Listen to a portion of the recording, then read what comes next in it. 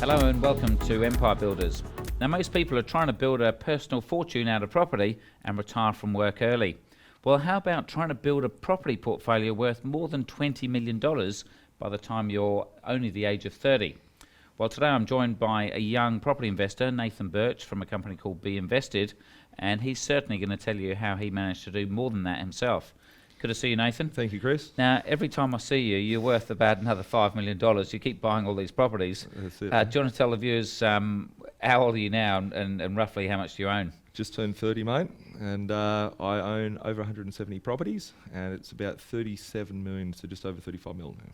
So That's certainly impressive. Now, let's start off. Let's tell the viewers the dream at the moment. Yeah. Like, not everyone's into money, but just tell us what kind of things you can do with that kind of wealth at the moment. Yeah, people often make reference to I'd rather be happy than rich and all that sort of stuff, and I don't think that building a property portfolio and becoming wealthy from it has changed my life in any different way, except for it gives me choices to do things that I want on my terms. So, the choice of not having to go to work, I successfully retired from the workforce at the age of 24, and ditched the suit to wear thongs every day, and today I'll put on a nice blazer for us to have a talk. So.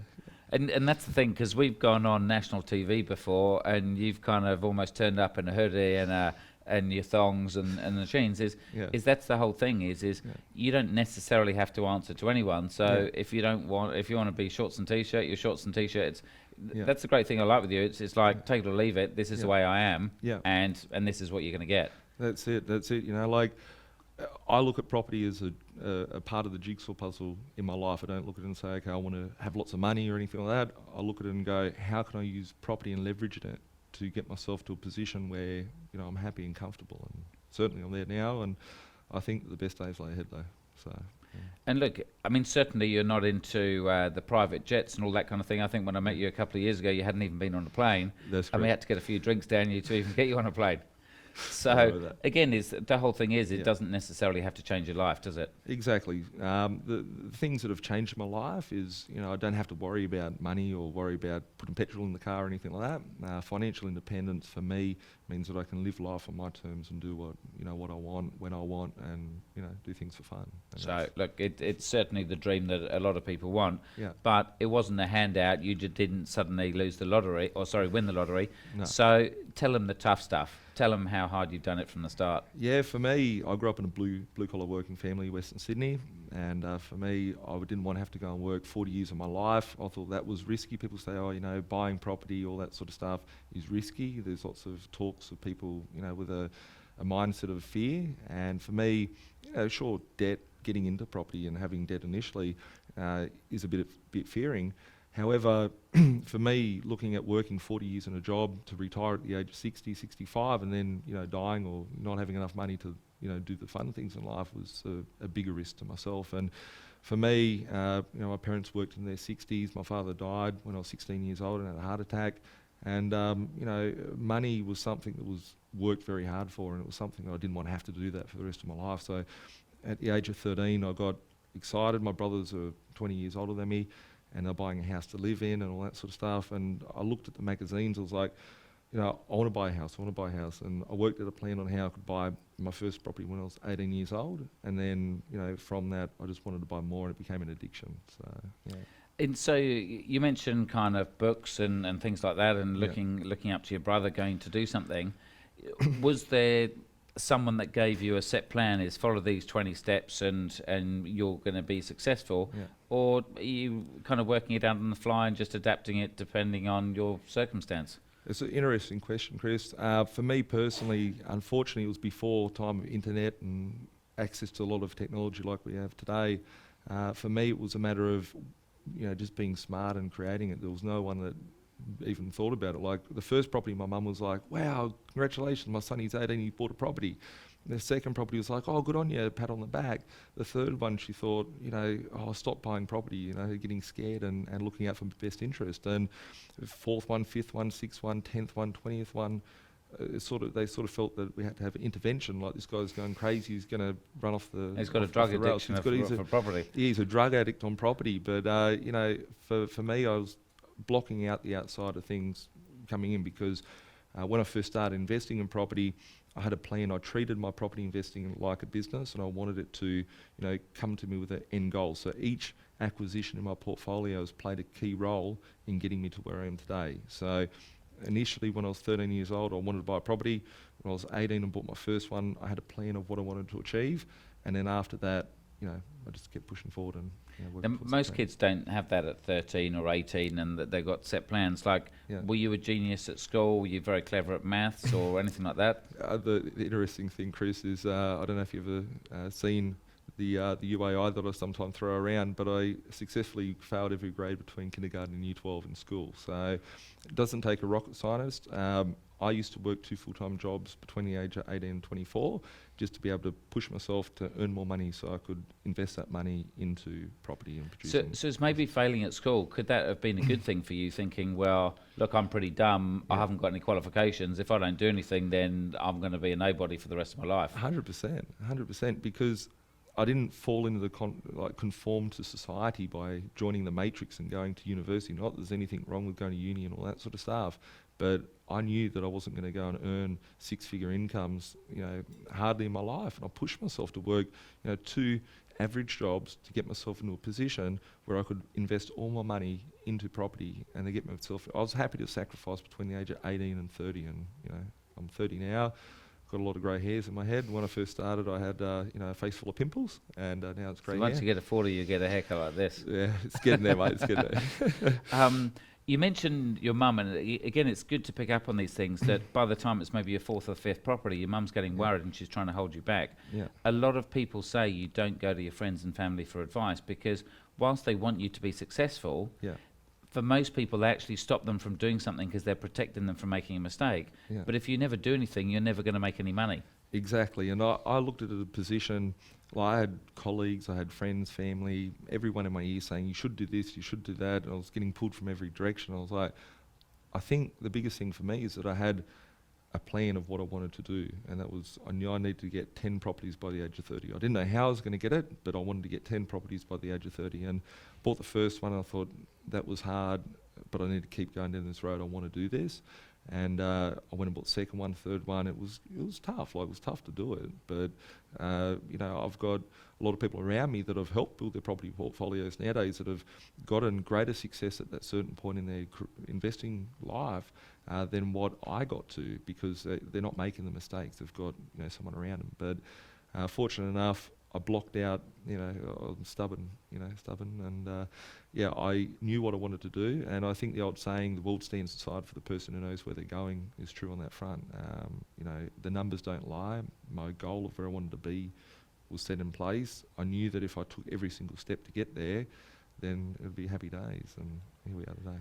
Yeah. And it's interesting who to listen to, because again, what I'm hearing is from your brother, you're getting inspiration from him because he's gone and bought a property at 30. Yeah. But again, the friends and family, a lot of the times, without obviously knowing your friends and family, a lot of the times the ones that are really vocal giving the advice are quite often the unsuccessful ones. Exactly. And the most expensive advice would be the free advice that you'd get. And for me, I looked at the fact that I would only take advice off someone that would be, I'd take everyone's feedback and I'd process it and go, no, that doesn't fit in line with my goal of where I want to be. But I'd only take advice if someone came to me and said, I've got 50 properties. Like, there wasn't anyone that had 50 properties at the time that would sit there and say, oh, well, you should think about this or you should think about that, which, I'll only take advice if someone has the result of what I'm aiming for. And that's, And now, obviously you moved on, you're very successful. Where do you look for inspiration and ideas these days? Yeah, for me, actually, if we go back to the start of it, actually, when I first started investing, I realised that people look at property on an emotional basis, and emotion will get you killed when making a business decision. And I, in turn, looking back, set up a business plan for my own property investing. So I looked at people that were successful in business and took from them advice on how they treat their business, and just think the property is a product of the business of what I'm setting out to achieve. So were you actually interviewing these people, or were you reading their books, or just reading articles about them? just saw they compose themselves on TV. I never read books. But You can read now. I can You've read learned now. it. Yeah, a little bit I can.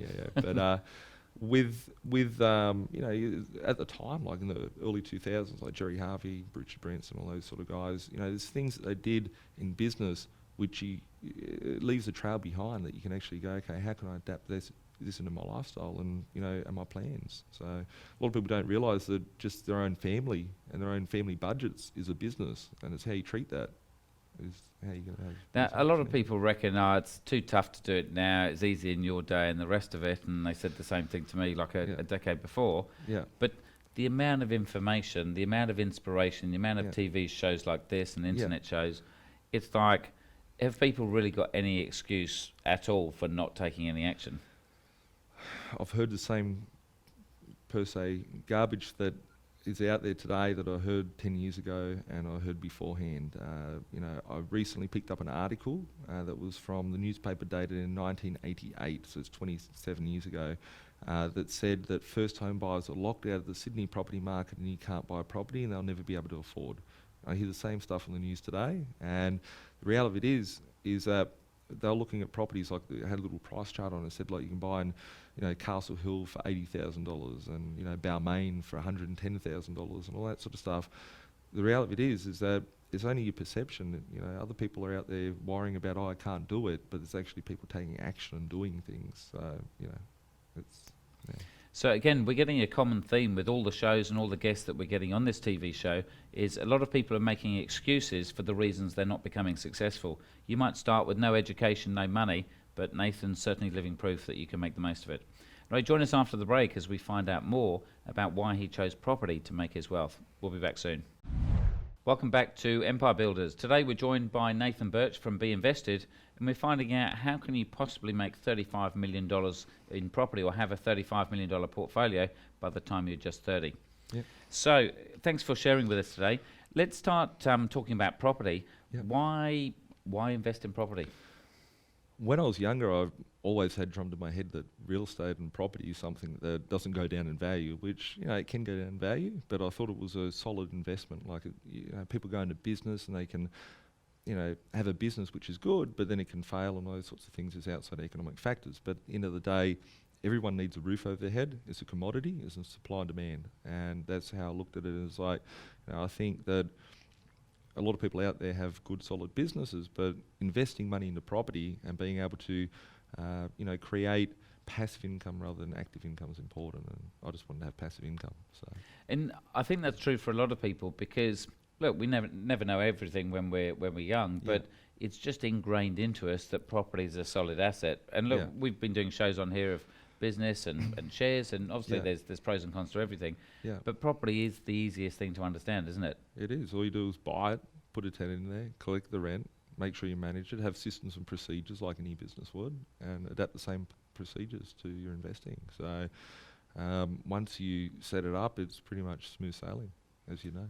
And so I guess are they the main pros, or what are some of the other pros that you'd say invest in property versus investing in shares? Because do you invest in shares or? No, I did for a little while, and I remember when I was about 21, I had a personal loan of like $50,000 that I got out to put some shares on, and that was a debt that I had to repay myself. So it was something that property is something that I've ingrained myself in. I've treated it like a business. I've studied every part of property investing and how I can turn a profit from it, the risks, the pitfalls, and all that.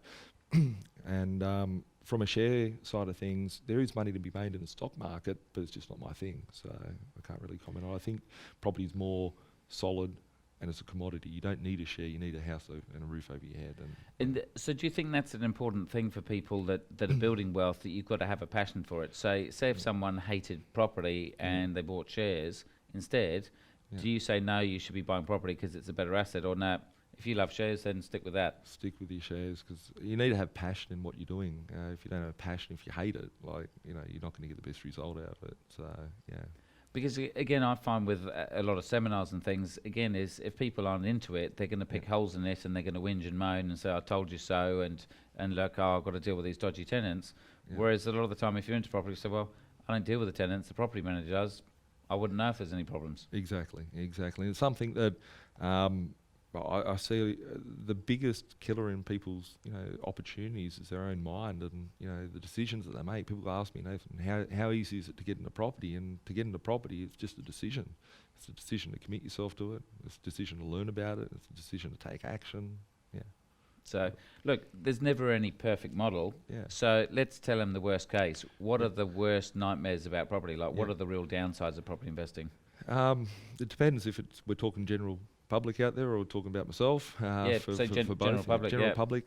I think a lot of people don't educate themselves. They just go out there and try and buy a property and add their emotion to it. Like, I want to buy this house. I wouldn't touch this property because I wouldn't live in it myself. Well, you know, if you buy that property and there's other properties that are selling for $50,000 more, exactly the same as that, you're basically saying yes or no to 50 grand. It's how you process it. So, you know, a lot of people out there will add their emotion into their investing. They'll make rational decisions instead of, you know, educated decisions. And I think it's all around the mindset of, you know, the investor that'll cause their own fate. A lot of people out there want to go and manage a property themselves because they don't want to pay a real estate agent 6, 7, 8, 9% to manage their property. The reality of it is that they think they're just going to go and collect some rent. It's not a matter of collecting some rent. It's a matter of knowing what you're doing. Like, a real estate agent is a professional that's going to go out there and take care of your property and be the third party that, you know, has authority over it. So I see a lot of people get troublesome tenants from doing that. If you have systems and procedures in place, like the worst case that I have had in my investing would probably be, you know, out of nearly 200 properties that I've purchased, you know, the occasional tenant that might do a runner and not pay the rent and wreck the place, but I have systems in place which would be insurance, which will cover those pitfalls and turn into a benefit. So again, I think a lot of it is a false economy. So people try and save money with property management by doing it themselves, but then they don't lease out the property for the highest amount, and they get dodgy tenants in there because they haven't got the credit check systems and the rest of it. So they're saving maybe $1,000, $2,000 a year, but it costs them 5 or 10. Exactly. Or they don't take the insurance policy out, or they try and do a cheap home insurance rather than investor one, and they're not covered for loss of rent or for whatever else. Yeah, and if we turn it back into a into a business scenario and look at someone that's got a big successful corporation and thinking of that as a property portfolio, or someone that's got a little sole trader business which is like a fish and chip shop. You know, there's a difference between McDonald's and the local takeaway shop. McDonald's has systems and procedures in place. It's the same patty, the same pickle, the same bun, just shuffled around a bit. Or the local takeaway shop will take your order of food, they'll go and cook the food, they'll wrap your food. There's a process in place, and if you can build a property portfolio like a business like that, Now, most people need to borrow money. Yeah. We haven't got millions and millions kind of sitting in the bank. Yeah. Obviously, with the global financial crisis, which hit pretty much most countries around the world, a lot of lending is tightened up around the world. Is lending a problem these days, or again, it's just a different way of looking at it that 10 years ago we had different problems?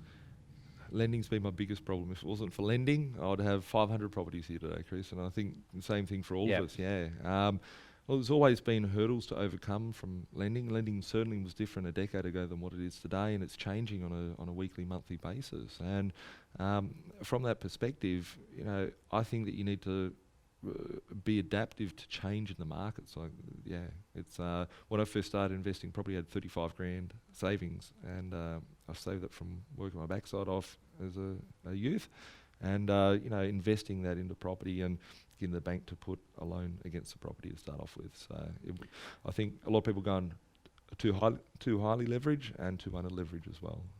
And again, I guess it comes back to your dream and why you're doing it in the first place, because just because one bank says no, you didn't give up in the early days, did you? No. Whether you got to see 5 or 10 or 100, that's what you got to do. There's literally thousands of lenders out there in the world, and for me personally, when I first started investing in property, the bank that I went to initially said that I could buy. The first one I actually went to was to get a credit card for $1,000. I had like 10 grand in my bank account at the time, or 20 grand in the bank account, and I asked for a credit card so I could pay my internet. Like, you needed it for the internet back then, and I got rejected on a credit card for $1,000. I went to a bank which I had my bank account as a child, and they gave me a loan for $250,000. A purchase price of probably of $250,000, and then from there, I went and bought subsequent 3 or 4 properties through that lender. The lender said, no, you can't borrow anymore. And I didn't take no for an answer because I know that I had a goal that I needed to achieve. So I went out looking for other lenders, and I went to the other big banks out there, and they said, yeah, that's fine, we'll lend to you. It's because the bank had a lending criteria of only lending that amount of money to myself. So A lot of people would sit there and cry over and go, I can't do anything else. But if you have a big enough goal and a vision, and you have the determination to do whatever it takes to get there, then you'll find a way. And for a lot of people, then they think they've got to do everything themselves. Yeah. But you're buying the multiple properties now. How much work do you do, and how much do you outsource? I try and outsource as much as I can nowadays. So basically, I've actually created, so I've got the agents where they know what I look for, so they actually make contact with me before the properties go on the market. And once they get the property that I want to buy, I sign a contract. I don't look at the contract. I send it to the solicitor. They do that because I'm not a solicitor. I don't profess to be. I send the contracts to the bank or to the mortgage broker to take care of all the finance. I send the property back to the property manager to get it rented.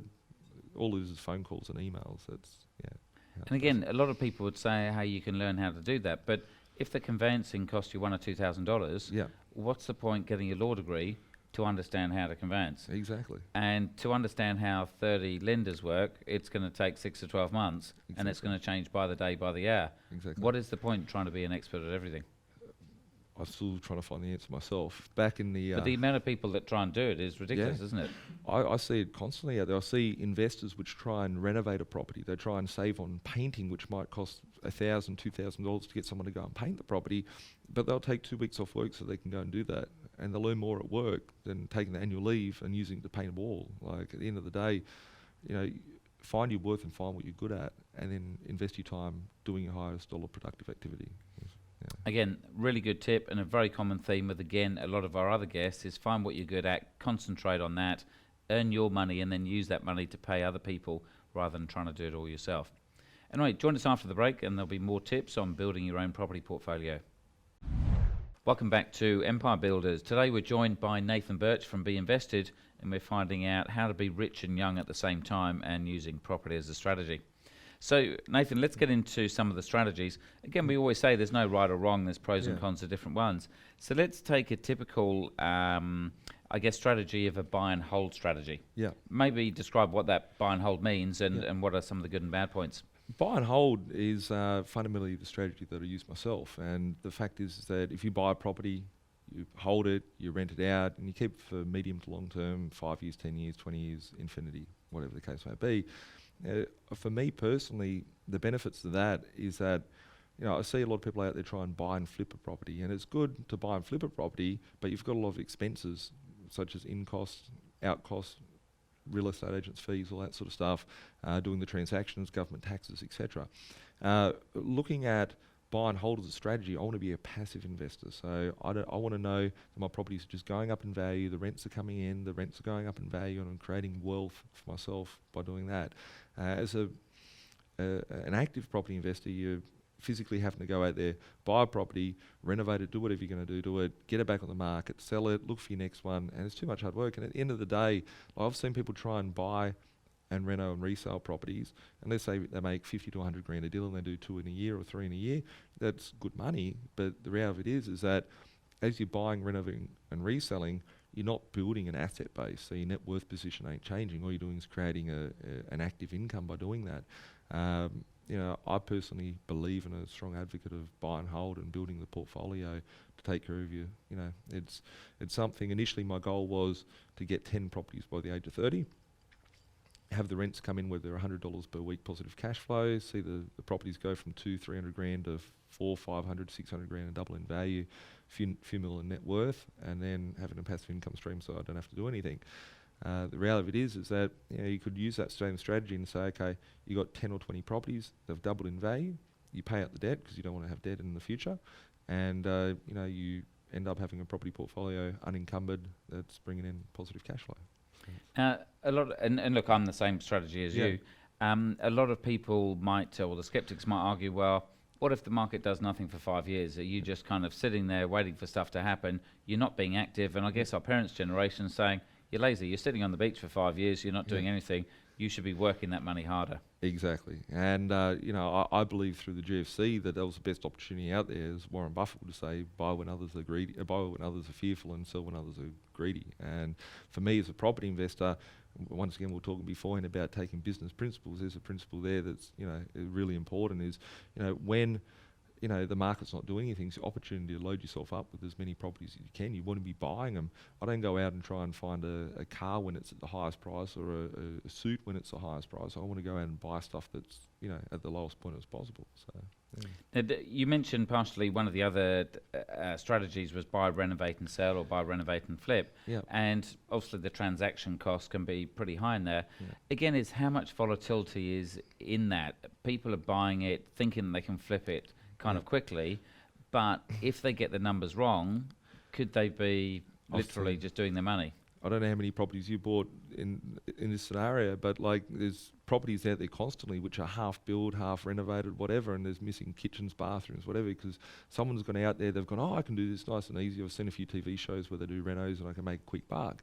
The reality of it is it comes with an art form, and you know, I think as an investor, it's important to have a foundation portfolio, which we'll talk about in a moment, but having an asset base of properties which, you know, you're doing your trial and error. Like, you know that you're just going to buy this property, sit it there, let it go up in value, let it rent out, collect the rent, pay off your mortgage, all that sort of stuff. Once you're refining the art, in there you're going to have to do kitchen renovation, a bathroom renovation, you know, paint and carpet, those sorts of things along the way. So that'll give you a greater understanding of the worth of a reno when it comes time to go, okay, now I understand completely, I can do a kitchen and a bathroom and a full reno for X dollars because I've done it beforehand. If I do that, A plus B equals C, you know, there's a profit. So, yeah. And again, the key on that stuff is you got to know your numbers, haven't you, and work out a worst case scenario. Exactly. Yep. Okay, another strategy for a lot of people is buying off the plan. So obviously you're buying on a beautiful picture. Maybe you buy today at 500 grand. In 12 or 24 months, it's reality, and it's worth 600, and you could almost get 80% finance and buy it for nothing. Yeah. Tell us about the pros and cons of that and the likelihood of that actually happening. People go to the casino too, but you know, it's something that buying properties off the plan is not something that I'm an advocate of at all. It's something I've stayed clear of throughout my whole investing career. The reason being is that you're buying someone's, you know, a developer's come in to buy the land, they're going to build something, going to sell it with a glossy brochure, and everyone's getting a big massive kickback from it, from a commission, from the real estate agent, whatever, for selling that property. I have bought countless bulk buyers of properties from developers where the developer's gone bust, and I've bought properties for half the money of what the original buyers have paid for it, and it's something I've seen too much, you know, blood on the streets from that perspective to go and enter into that market. And you know, a lot of people out there do, you know, make money from it, but it's just by luck, chance, hope, and that's not a solid investing strategy for me. So. Because again, we mentioned lending before and how quickly lending can suddenly change, say if there's a GFC. Yeah. And so the danger is you buy it today, who knows if you've got a job in a year or 2 years' time. Yeah. We don't know what's happening next week or next month, let alone in 1 or 2 years. So your financial circumstances and the global financial circumstances can change so much. Exactly. You don't know if the property's going to value up in 2 years' time, because you're paying a premium for it when you buy it off the plan. You don't know if it's going to value up in 2 years. You're hoping it's going to go up in value, but the chances are it could go down. It's 50-50 flip a coin. And I think that a lot of people, especially in the changing markets, there's points where people do make money, and we've seen that a lot lately. However, I think there will be a point come in the future where we'll see a lot of people get burnt from that, especially with lending changes. Now, quite often off the plan, most people are talking about units or apartments. Obviously, there's another thing that's slightly similar to that, is buying a house and land. So quite often you might go and buy the land, you settle on that, and then you pay a builder to go and build a house over 6 or 12 months. Yeah. What are your thoughts on that strategy? Once again, I take a bit of a different view on building a house and land, because it is a bit like a renovation. You have part A being the land cost, part B being the building cost, and you know, A plus B, whether it's a profit or a minus, that's going to give you the ultimate result. So, you know, like recently I've been buying a lot of land myself and building houses on it. And I can see that, you know, blocks of land could go for 500 grand, 600 grand. If I pick it up for 400 grand, pick up below market value, be able to build a house on it cheap, and they're going to be worth, you know, you're paying 800-900 grand as an end product, and they're worth 1.5 mil. There's money in it. A lot of people go in there and they buy a nice luxury brochure that they'll see, the builder will sell, whatever, and you know, they will pay a premium for that. So. And so, is that because you're kind of putting the A and the B together separately? Yeah. So you're finding the land. You're adding the house onto it, and say it's cost you $1 million and then it's worth 1.5. Yeah. Whereas if I saw this through a nice glossy brochure through a real estate agent or a financial planner or accountant, Yeah. they'd be saying, no, you can buy this land for 750 and you're buying a house for 750. So Yeah. you're almost kind of, you're paying all the fees in there. Exactly. There's a difference between just buying something and then creating the opportunity. And I think that doing it as a two-step process by finding the land, finding the builder to build the property, you can create equity in there from day one and create the opportunity. But the numbers have to stack up, and it's got to be black and white. And so effectively, I mean, you're really pretty much going wholesale rather than going down to the local store and just buying it on the shop front in the high street. Exactly. Yep. For a lot of people that are trying to get financially free, are they going to do it overnight, or is it going to take some time? I remember hearing someone say before, and definition of get rich quick scheme, it all depends on your definition of quick. If your definition of quick is 5 to 10 years, then it is possible. And it's I see a lot of people out there that say, I want to build a property portfolio like yours and have it in 2 years. And it's like, well, hang on a second, I didn't even get it in 2 years. It's been a gradual progression to get there. So, I think if you have a good solid goal, a clear plan on where you're going and take action and be committed to it, it is possible. I've done it, and I've got hundreds or thousands of people that have done it as well. So it's definitely something that you can do. Whether it's going to happen in the next 6 weeks, it does take time. So, if you when you're trying to build the plan, either for yourself or for your clients, how do you know how much is enough? So how many properties do you need? What's the dollar value? And I guess, how do you work it out? I guess we'll just run through some basic scenarios here. So let's say, for instance, you want to have $100,000 passive income as a wage for doing nothing in the future. Let's say, for instance, you know that you need to get an average house rent out for $300 per week today. So that's 15,000 rough numbers per year in rent. You need about 7 of those properties unencumbered to give you $100,000. How are you going to get 7 properties and own them outright?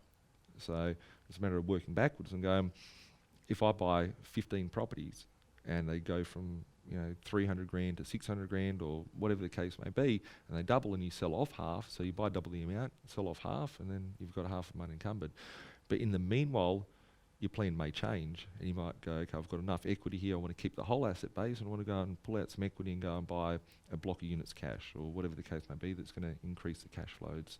It's important that you have the plan, because a lot of people go out there and say, I'm going to go buy a house and I'll go make some money. And they hope they're going to make money, they pray they're going to make money, but it's not a real investment decision on hoping and praying that things are going to happen. You need to take action to know exactly what you're going to tune in on, and So unfortunately, a hope and a prayer is probably not going to happen.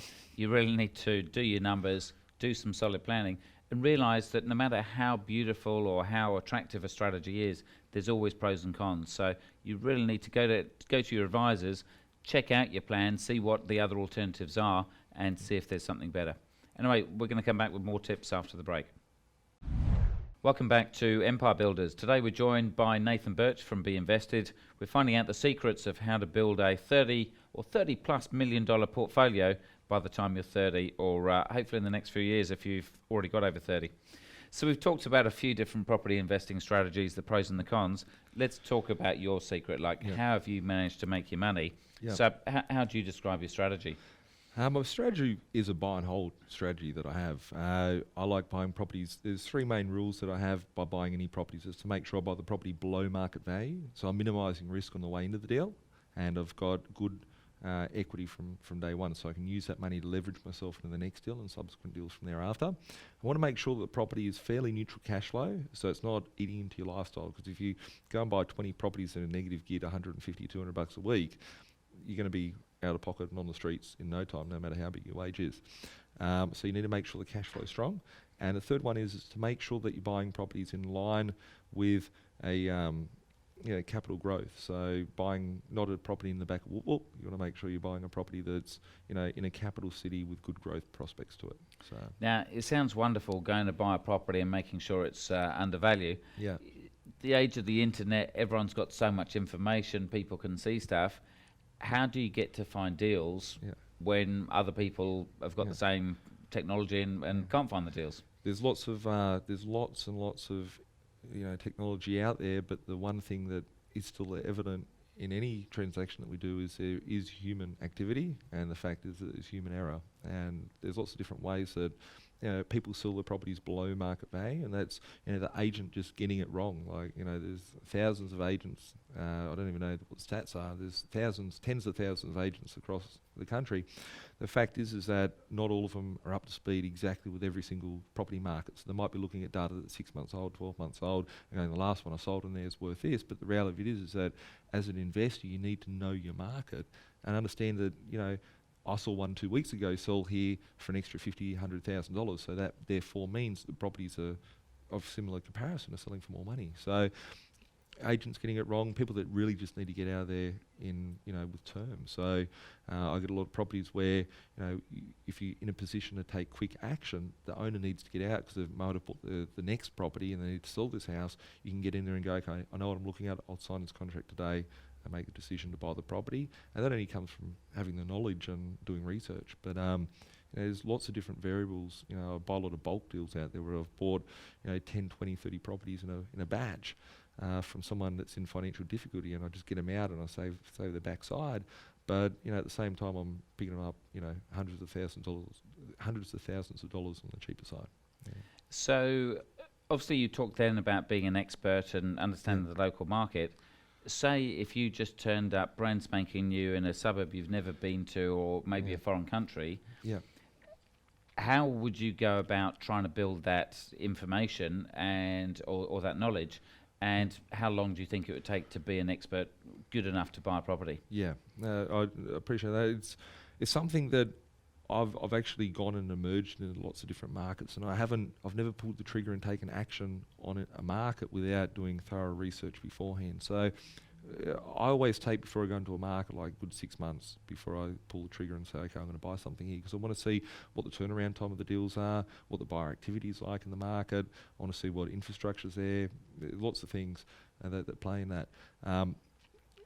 Looking at going into a market, like when I first started buying property, I used to spend about 8 hours a day looking up the internet, picking up the magazines, going out speaking to real estate agents, just to get a familiarity of what's sort of happening in that local market. So you can't just go and say, oh, this thing here looks good, because something might be cheap, but it may not be good value. And there's lots of scenarios like that where you can go into an area and you'll see, a rough patch of the area and a good area, and you can go, this one looks cheap, but really it's expensive. It's just in the bad area, and it's important that you educate yourself with that and don't just pull the trigger on something. And a lot of that might be emotion from the local community rather than anything physical. So it may look absolutely perfect, but then you just don't realise after 10 o'clock at night it's the bad end of town. Exactly. That's interesting. So to reconfirm that, you're going to an area, you won't pull the trigger for 6 months till you understand the market. Exactly.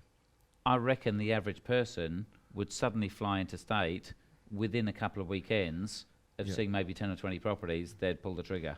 And they're not professionals. Exactly. And it's something that I remember back in the late 90s, and I don't know if you remember this one as well, but like people would fly interstate into a certain state and they'd buy a property, they'd be there for the weekend, the agent would get out in their BMW or their Merc, they'd go get chauffeured around, shown all these things off the plan, they go and buy some, and then they come back and they've paid $100,000 over price, and it's something that, that's why you need to, be an expert of the markets that you're buying in. So.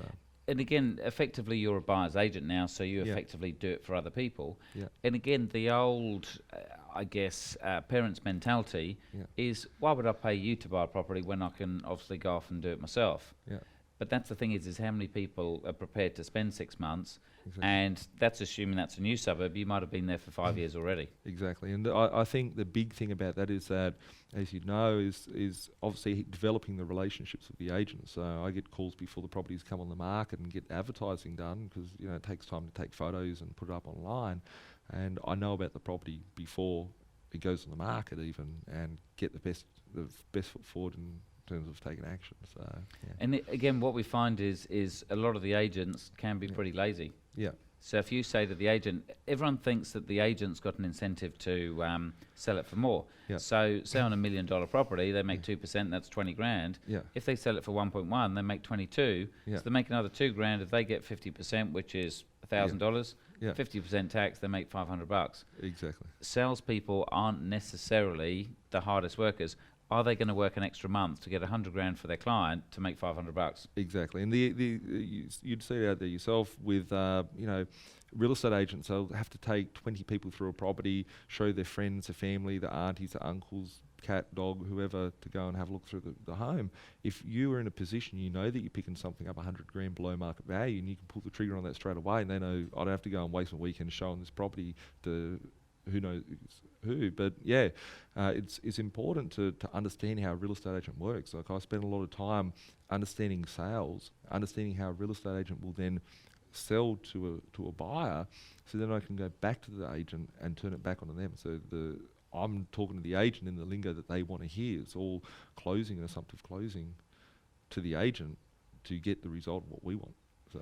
Yeah. And when we get clients that can't understand why we get the deals rather than them, is I quite often relate it to a second-hand car. Yeah. If you've ever sold a second-hand car and you realise the grief it is, and the tyre kickers and the wasters and the people that say they're going to turn up and they don't, Yeah. or if someone just says, a dealer says, right, we'll give you 10 grand for your car, even though you know it's worth 15, Yeah. the amount of people that will just say, I'll take the 10, I don't want the hassle. Exactly. And if you add that up with big ticket items such as property, that's where the bargains are at. So. And again, I guess someone in your position that's buying that amount of property for themselves and for the clients, if you can say to an agent, yeah, I can buy 10 a year, or I could buy 100 or 50 a year, it's just a wholesale deal, nice and easy. The red carpet comes out, mate. Red carpet comes out. Here you go. This one here, I'll go and see what I can do with the owner of the property. In turn, it actually turns out where the agents are, in essence, working on behalf of us to make sure we get the deal, because at the end of the day, they're employed by the owner to get a transaction happening, get a result, and we're a buyer that's going to buy multiple and be serious and commit on the deal. So yeah. Now, obviously, with 35 million in property already, even doing nothing, that's going to go a long way, and you probably don't need to have to work. Yeah. What's the end game for someone like you? Initially, my end game was to get 10 properties by the age of 30, and I thought it was unachievable. That was the reality of it. And pushing myself through, 10 didn't seem like enough, and I wanted to get 100. And then, the next obstacle was to get to 200 properties. But my position at the moment, like my passive income is shy of $1 million. It's in between $500,000 to $1 million passive income per year. That's after all expenses coming through. Net worth position's very strong. It's like my debt is, less than a 30% debt to loan ratio. For me personally, I want to have a $10 million passive income per year. That's the goal I'm achieving as the next goal. So, when that happens, I don't know, but I'm expecting by 40. So I've got 10 years of hustling away and having fun along the way too. And I guess the whole idea now is it's probably not about the money, is it? I walk away from money every day of the week. It's about choices and doing things to help other people out, and it's that's where the fun comes, when you can remove money from any sort of decision. Then you're making a decision based on yourself and based on good things, and that's important. So yeah. Thanks, Nathan. Certainly that's an inspirational story for anyone out there that's looking to make money from property. And no matter what your background, it just goes to show that if you've got a dream and you take some action, you've got a very good chance of achieving that. Now, if you want more details about Nathan or any of our other experts on these shows, then go to businessblueprint.com/experts, and certainly all their details will be there. Thanks for joining us, and we'll be back next week. Until then, I'm Chris Gray.